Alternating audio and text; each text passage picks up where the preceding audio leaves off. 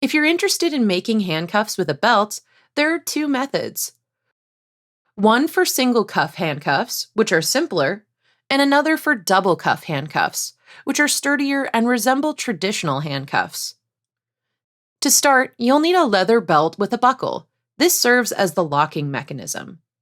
If you're testing the cuffs on a partner, ensure they consent. You can also try cuffing yourself with some maneuvering.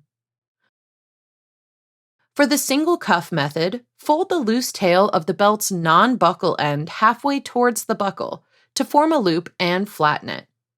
Grab the top of the flat loop and thread it partially through the buckle. Then tug and tighten the inner slack from the loop, creating a circle inside of the initial belt circle, with the tail end sticking out. If you're working with a partner, ask them to hold both fists in front of them pressed together.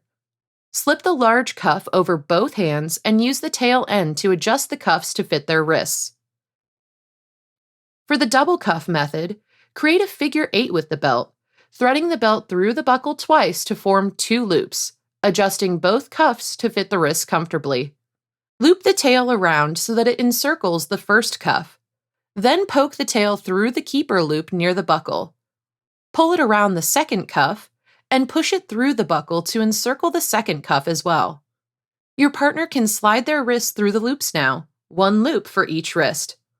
Pull on the tail to tighten the cuffs to the size you want, but be careful not to alter the size of the cuffs or tighten them too much.